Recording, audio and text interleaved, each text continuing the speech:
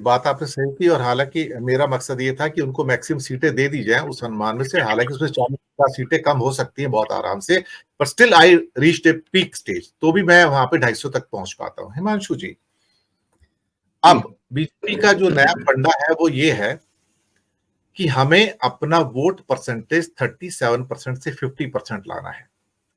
डर किस बात का है? डर इस बात का है कि अगर इंडिया गठबंधन 450 से 450 सीट पर एक साथ लड़ता है, तो वोटर जो घर से निकलता है वो ये नहीं कहता कि मैं एसपी को वोट देने जा रहा हूं, या डीएमके को वोट देने जा रहा हूं, या उद्धव को वोट देने जा रहा हूं। वो ये कहता है कि मैं इंडिया गठबंधन को वोट देने जा रहा हूं। और वो 60% है। अगर मैं 37% लेके चलता हूं, पहले वाला जो है उनका टोटल मिला के एनडीए का, तो फिर वो मैं कहता हूं 63% दूसरा वोट है। अगर मैं कहता हूं कि उनका वोट परसेंट बढ़ के 40% भी हो गया, चलिए मैंने मान लिया, तो भी 60% तो अगेंस्ट वाला है। तो मोदी डरा किससे है? शाह डरा किससे है? वो डरा है उस 60% के कंसोलिडेशन से जो अभी बटा हुआ है। अगर 450 सीटों पर एक कंसोलिडेटेड वोट आता है लोगों का, विपक्ष का, और वो उनको बूथ जाने में कामयाब हो पाते हैं, जैसे कि मेरा अनुमान भी है, वहां से डर निकलता है कि हमारे 40% वोट यहाँ पे इनसफिशिएंट हो जाएंगे, और फिर वो फर्स्ट पास द पोस्ट वाला जो सिस्टम होता है, 35% पे 33% में जो जीत जाता है वो नहीं होगा। यही डर है कि वो रोज सुबह से लेकर शाम तक गोदी मीडिया पे इंडिया गठबंधन की मैयत निकालते हैं। मैं सीधे कहूंगा, फातिया पढ़ते हैं और मैयत निकालते हैं कि ये मर गया, ये मर गया, ये मर गया, आज इसकी अर्थी निकल रही है, आज उसकी अर्थी निकल रही है। मकसद क्या है कि इनके अंदर फूट पड़ी रहे, और जब लोग बाहर निकले तो वो इंडिया गठबंधन के नाम पर वोट करने के लिए नहीं, एसपी के नाम पे, बीएसपी के नाम पे, कांग्रेस के नाम पे, आरजेडी के नाम पे, जेडीयू के नाम पर वोट करने निकले। That is the objective. लेकिन शायद वो कामयाब ना हो। हिमांशु जी, बहुत ही मतलब सही तरीके से आपने सीटों का जो आकलन वगैरह दिया, कंजर्वेटिव नहीं तो मैं नहीं कहूंगा, लेकिन आपने कहा जैसे 100% फिगर्स देके आपने पूरा आकलन दिया, तो 253 इज समथिंग कि वो जो 400 वाला आंकड़ा है वहां तक पहुंचने के लिए तो बहुत बड़ी इनके सामने चैलेंज है ही। अब होता क्या है, देखिए, जन समर्थन नहीं है ये बात पक्की है, लेकिन जैसे गुजरात में भी था कि 2022 में अगर आप देखे आम आदमी पार्टी का जिस तरीके से मतलब आम आदमी पार्टी ने जिस तरीके से कैंपेनिंग किया था, तो दिख रहा था कि जन समर्थन नहीं है। लेकिन पिछले लास्ट जो 15 दिन थे उसमें जिस तरीके से ब्लिट्जक्रिग किया गया, मीडिया में हर जगह पे मतलब आम आदमी पार्टी के प्रवक्ता को भी नहीं आने दिया था, ये सब हुआ। और कहीं ना कहीं वोटर्स जो जैसे विवेक देशपांडे जी ने कहा कि एक ऐसी हवा बनाई गई, तो वोटर्स को भी लगा कि क्यों जाके हम अपना वोट वेस्ट करें। तो इसकी वजह से वोटर टर्नआउट जो है वो पहली बार लो हुआ गुजरात। अगर मोदी रिजीम का हम देखें तो उसी तरीके से वो वोटर टर्नअराउंड सबसे लो हुआ गुजरात में, और बीजेपी 156 सीट पे आ गई। सबको हैरानी है, सबको अचरज है, लेकिन ये हुआ। कोरोना काल के बाद उत्तर प्रदेश में भी बीजेपी जिस तरीके से सत्ता में आई, वहां पे 100-200 मतों का मतलब डिफरेंस, तो उसके लिए फिर कौन जाएगा इलेक्शन कमीशन में रिकाउंटिंग के लिए? तो ये भी एक नई फॉर्मूला थी। अब देखना यह है आने वाले दिनों में कि जैसे आपने कहा कि 400 मतलब मान लीजिए 545 सीट पे भी आपको कैंडिडेट्स मिल गए तो भी वो लड़ेंगे एक ही मतलब जो परप्रकाशित कैंडिडेट जिसको हम कहते हैं गुजराती में, वो नाम होगा सिर्फ इंडिया के जो प्राइम मिनिस्टर है नरेंद्र मोदी का, उसके पीछे, और उसके पीछे लड़ा जाएगा। और वो हमेशा नरेंद्र मोदी वो चुनाव में कहते हैं कि आप कैंडिडेट को मत देखिए, आप मेरे सामने देखिए।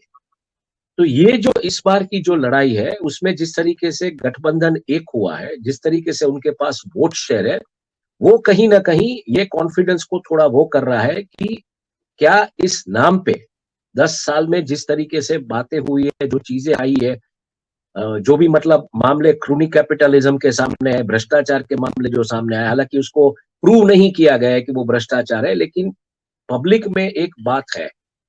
देखिए, एक बहुत ही संवेदनशील मुद्दा अगर मैं कहूं तो महिलाओं की अगर हम बात करें तो महिलाओं को शायद जो अदानी हिंडनबर्ग वाला मामला इतना टच नहीं करता है, लेकिन जो पहलवानों की जो कुश्ती के पहलवानों की जो लड़ाई हुई, जिस तरीके से महिलाओं ने उसमें आंदोलन किया, यौन शोषण की बातें, तो वो मुद्दा उनको बिल्कुल टच करता है। तो ये सब मुद्दे हैं, महंगाई, भ्रष्टाचार और बेरोजगारी, इन मुद्दों पे जिस तरीके से गठबंधन आगे बढ़ रहा है, वो मुद्दे ऐसे हैं कि उन मुद्दों के ऊपर सत्ता में बैठे लोग बात नहीं करना चाहते। लेकिन इसके चलते जो वोट शेयर जिस तरीके से वो कैप्चर कर सकता है इंडिया, और इसके चलते जो बातें आ रही है, इनका जो, मैं जैसे कहा कि इनका जो कॉन्फिडेंस हिला हुआ है वो इन्हीं चीज पे हिला हुआ है कि अब क्या ब्रांड मोदी के ऊपर ये 404 सीट आएगी या नहीं आएगी। सबसे पहला मुद्दा ये। दूसरी बात, अगर हम उनका जन समर्थन की बात करें तो जन समर्थन तो है नहीं, तो है क्या?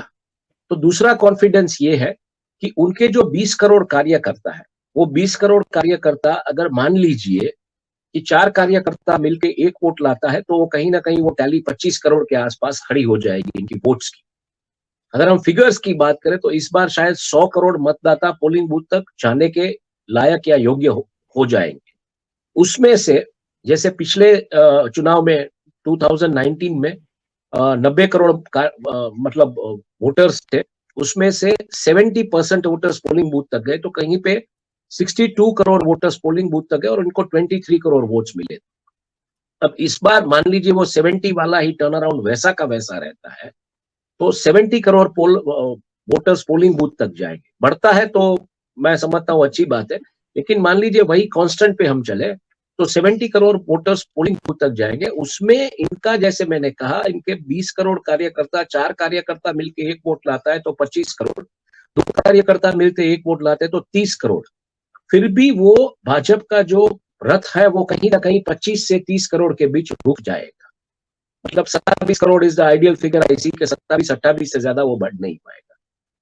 सामने जिस तरीके से गठबंधन पूरा एक कंसोलिडेट करके बैठेगा, उसमें वो वोट शेयर कहीं ना कहीं 40 करोड़ या 42 करोड़ के आसपास आएगा, क्योंकि वो डिस्ट्रीब्यूटेड वोटर्स नहीं होंगे, वो सब एक पार्टी सब एक आती है, तो वो ऐसा होता है। तो ये जो आंकड़ों का जो गणित है उसमें भी कहीं पे इनके कयास नहीं बैठ। कैंडिडेट, जैसे मैंने कहा, कैंडिडेट शायद आप कोई भी बिठा देंगे और बोलेंगे कि मोदी जी के चेहरे पे, तो दो चैलेंजेस है, आंकड़ों पे कहीं पे कयास नहीं बैठ रहे, और ब्रांड मोदी के ऊपर ये इलेक्शन कैसे आप लड़ोगे, ये सबसे बड़ी चैलेंज है। जहां पे साउथ में, जैसे आपने दिखाया अपने प्रेजेंटेशन में, और मैं पिछले 2-4 डिबेट्स में गुजराती चैनल पे यहाँ पे बोल चुका हूँ कि इस बार लड़ाई बीजेपी कांग्रेस की नहीं है। इस बार जो लड़ाई है वो साउथ के जो वोटर्स है, क्योंकि जो नई पार्लियामेंट का जो कॉन्स्टिट्यूशन या फॉर्मेशन है उसमें साउथ का जो टैली है वो कहीं ना कहीं माइनॉरिटी बनते हुए दिखा है। अब 20 सीट्स तक की जितनी भी आप मतलब कॉन्स्टिट्यूएंसीज है इंडिया में, 20 सीट्स तक, 20 से नीचे की मैं बात नहीं कर रहा हूं, उसमें सपोर्ट लेना बहुत ही बड़ी चैलेंजेस है। लेकिन आने वाले दिनों में जिस तरीके से कुछ घटनाएं होने वाली है, जैसे गुजरात में लिकर पॉलिसी को गिफ्ट सिटी में जैसे फ्री कर दिया गया, वाइब्रेंट गुजरात में एलन मस्क आएंगे, यहाँ पे टेस्ला का प्लांट लगेगा, तो ये सब चीजें अर्बन वोटर्स को वूट करने की, और बीजेपी की सबसे बड़ी जो वोटर बैंक है वो अर्बन वोटर्स, तो वो अर्बन वोटर्स के लिए और क्या क्या लाएंगे। 22 तारीख को राम मंदिर की बात है, तो अर्बन वोटर्स को वो करने के लिए वो क्या क्या नई मतलब स्कीम्स लाते, क्या करते, ये मुझे लगता है इनके ऊपर हमारी नजर होनी चाहिए। क्योंकि दूसरी बात ये भी हो जाएगी कि जैसे मैंने कहा कि लड़ाई साउथ के अस्तित्व की है, क्योंकि जो माइनॉरिटी में जा रहे हैं नंबर्स उनके, वो उतने नहीं देंगे। और उसके बाद 2024 मान लीजिए जो भी जीतता है वो साउथ में क्या सीन होगा, रीजनल छात्राप्स होंगे, रीजनल छात्राप्स किसी बड़ी पार्टी के साथ टाई अप करेंगे, क्या करेंगे, ये देखना पड़ेगा। और इसके अलावा जैसे मैंने कहा, और घटनाएं किस तरीके से पैन होती है, जहां पे इनका जो एक लॉयल वोटर बेस है जो मानता है कि हिंदुत्व का प्लान किया, जनसंघ के जो वोटर्स या जनसंघ की विचारधारा वाले लोग तो समझते हैं कि 370 या राम मंदिर का मुद्दा, इसके ऊपर इन लोगों ने काम किया, नहीं कर सकता है, तो वो उनको वापस अट्रैक्ट करने की बात। देखिए, उन जनसंघ के जो मतलब लोग हैं जो जुड़े आज सत्ता में बैठे लोगों से, उनको कोई इतना बड़ा फायदा नहीं है जितना ये स्पाइकर जीन्स और आईफोन वाले जो नए नए कार्यकर्ता बीजेपी में आ गए, वो पैसे वाले हुए। वो जनसंघ वाले उन विचारधारा के साथ जुड़े, वो उतने पैसे नहीं कमाए, तो कहीं ना कहीं उनमें भी नाराजगी, तो उनको कैसे साथ लेके चला जाए, ये भी सब चैलेंजेस।